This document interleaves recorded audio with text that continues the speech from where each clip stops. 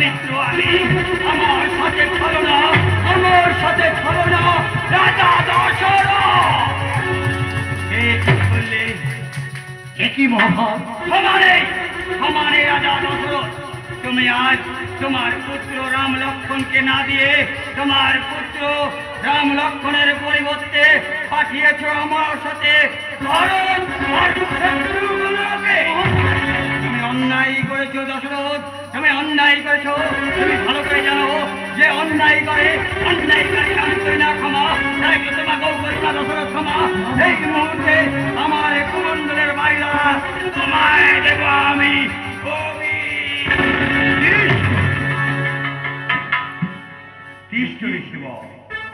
তুমি এমন কি অপরাধ করেছে আমার এই পূজ্যপাঠ পিতা আপনার কাছে?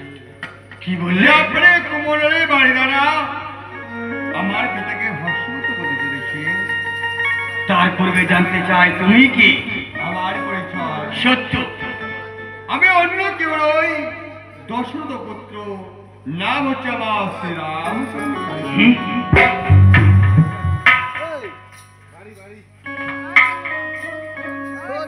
আহা মরি মরি, কি রূপের মাধুরী! মনে হয় দেবশিল্পী বিশ্বকর্মা তোমায় যেন নিরালায় নির্জনে করেছে অঙ্কিত। তুমি সেই শ্রী রামচন্দ্র। হনুমান তোমার তবে রামচন্দ্র, তোমার পিতা কি অন্যায় করেছে, কি বা কারণে তোমার পিতাকে আমি শাস্তি দেওয়ার জন্য উদ্যত হয়েছিলাম, শুনে নাও তোমার পূজ্যপাঠ পিতার মুখে। এমন কি অপরাধ করেছে ওই ভারতের কাছে? রামচন্দ্র ওনার কুমণ্ডলের বাড়ি দ্বারা তোমায় করতে চলেছিল পুণ্যময় গঙ্গাচার করে অযোধ্যায় ফিরে এসে অযোধ্যা রাজকোষতা আমি তার ফিরিয়ে দিচ্ছি। আজ শ্রী বিশ্বামিত্র আছে আমার কাছে প্রার্থী হয়ে এসেছে আমার কাছে ওই দণ্ড কারণে রাক্ষসী তারকা নিধন করার জন্য।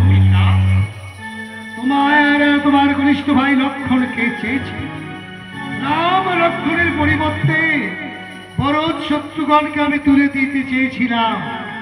তাই বুঝতে পেয়ে ঋষি আমায় অভিশাপ দিতে চলেছে।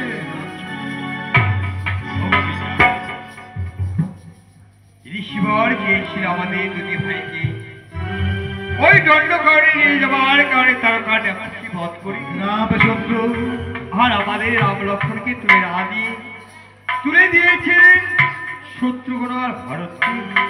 পিতা, তবে তোমার এই রাম আর লক্ষ্মণ ভারত আর শত্রুগণ নহে। রামচন্দ্র, আমি যে তোমায় বড় ভালোবাসি রামচন্দ্র। তুমি অযোধ্যার প্রসাদে না থাকলে আমায় আমি যে চোখে ঘোর অন্ধকার দেখি।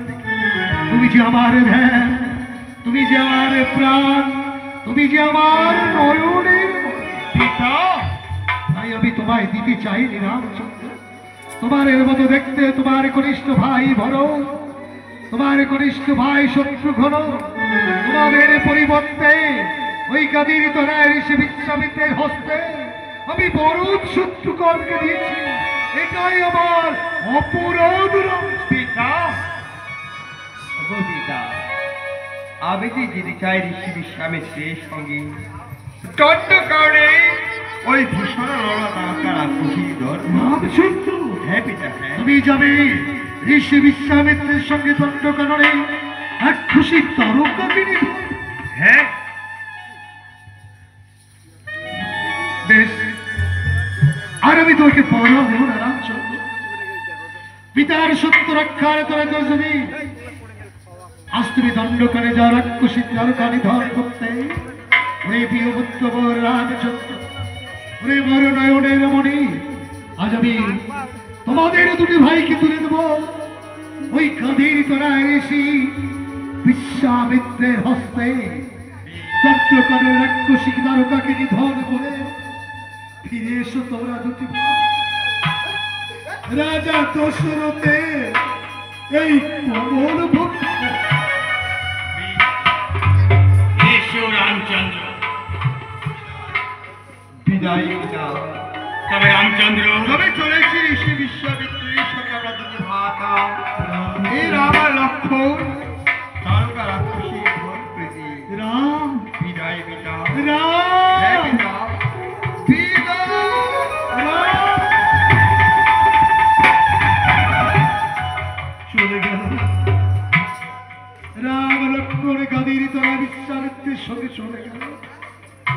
ভয়ঙ্কর দণ্ডকাননের রাক্ষসীকার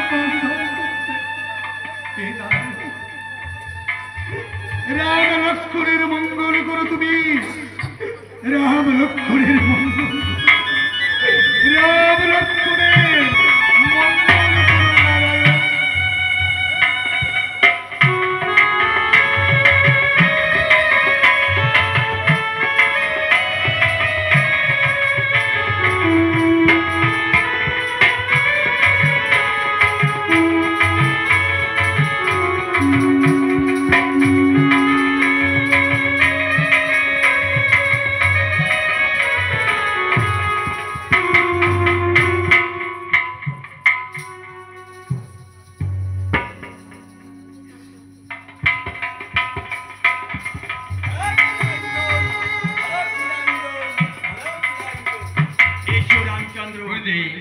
আমরা কোন স্থানে এসেছি? আমরা কোন স্থানে এসেছি তুমি জানতে চাও রামচন্দ্র? হ্যাঁ, আমরা এসেছি গৌতম মুনির তপবনে। বাহ, এই স্থান কত সুন্দর, দেখি কত সুন্দর লাগছে এই স্থান। শাখায় প্রশাখায় কত সুন্দর হয়ে পুষ্প ফুটে রয়েছে। ময়ূররা কত সুন্দর ভাবে নৃত্য করছে, কত সুন্দর লাগছে এই স্থানে না ভাই?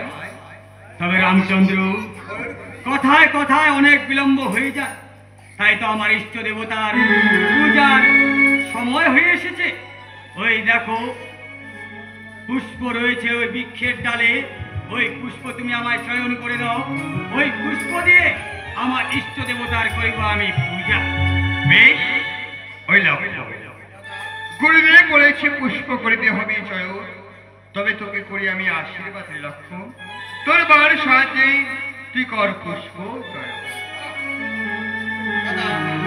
এইবার তোমার আশীর্বাদ নিয়ে এই ধনুর বাণী দিয়ে কি রামচন্দ্র, কেন বাণী দিলে? কি করতে চলেছ তুমি? আমি আদেশ দিয়েছি তোমায়, তুমি আবার আদেশ দিয়েছো তোমার ছোট ভাইকে। তুমি আমার আদেশ অলঙ্ঘন করেছো। রামচন্দ্র, তোমায় পুষ্প করিতে হবে চয়ন। বেশ, ক্ষণকাল অপেক্ষা করো। যা মত তোমার এই মুহূর্তে রামের বার সাহায্য ওই বৃক্ষতে পুষ্প। দাঁড়াও রামচন্দ্র, কি করতে চলেছো তুমি রামচন্দ্র? তুমি যদি তোমার হস্তে ধনুর্বাণ দ্বারা পুষ্প করো চয়ন, সেই পুষ্প হবে মাতা ধরিত্রীর মাঝে, তাই তো হবে মাতা ধরিত্রীর পূজা, হবে না আমার ইষ্ট দেবতার পূজা। যে দেখো সম্মুখে এক প্রস্তর খণ্ড, ওই প্রস্তর খণ্ডে উঠে তুমি নিজে হস্ত দ্বারা চয়ন করে দাও আমায় পুষ্প। বেশ, তাই হবে। আপনি যখন আমায় দেখে দিলেন প্রস্তুত, সেই পুষ্করে যখন পদ রেখে হস্ত দ্বারা আমি করে দেবো আপনাকে পুষ্প।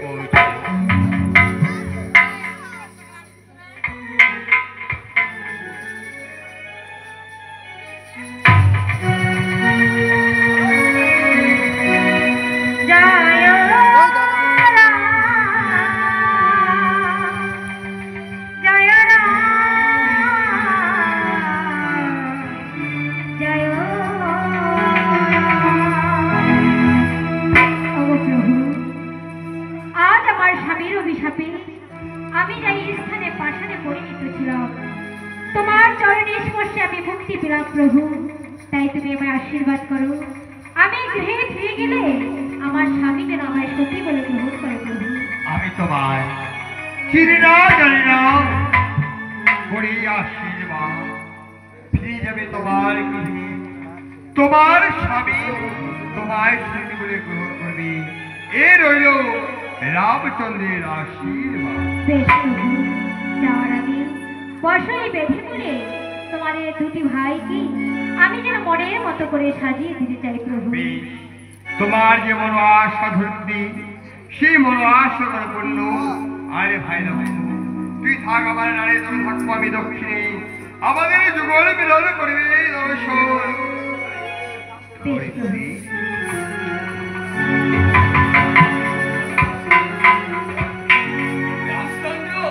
তুমি জানো এ কার পত্নী কিভাবে সে অভিশাপে পাশানি হয়েছিল, সে হলো গৌতম পত্নী অহল্যা।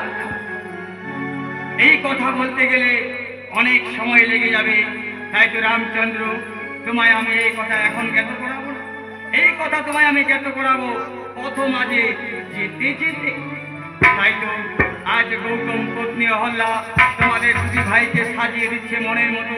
বসো তোমরা বেদি বলে, প্রেম মনে তোমাঞ্চে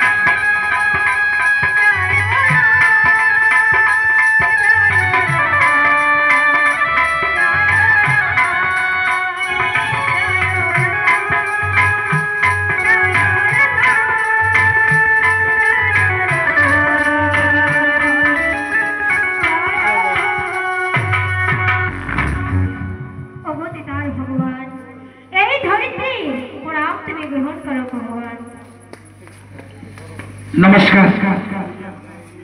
সমবেত ভগবান রামচন্দ্রের যুগলপদ অবশ্যই পাশানি থেকে বার হল গৌতম মুনির স্ত্রী, নাম ছিল তার অহল্যা।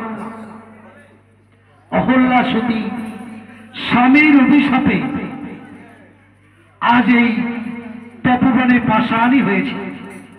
কেন অভিশাপে পাশানি হয়েছে? কিসের কারণ? গৌতম মুনির প্রিয় শিষ্য ছিল, তার নাম ছিল দেবরাজ ইন্দ্র। দেবরাজ ইন্দ্র একদিন এসেছিলেন গৌতম মুনির কুটির মাজারে।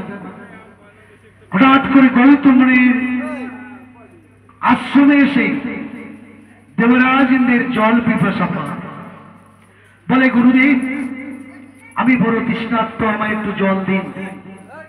গৌতম মুনি বলে তার স্ত্রী অহল্যাকে, অহল্যা আমার ভক্ত দেবরাজ ইন্দ্র আজ জল পান করতে চাইছে, যাও আমার শিষ্যকে তুমি একটু জল দাও।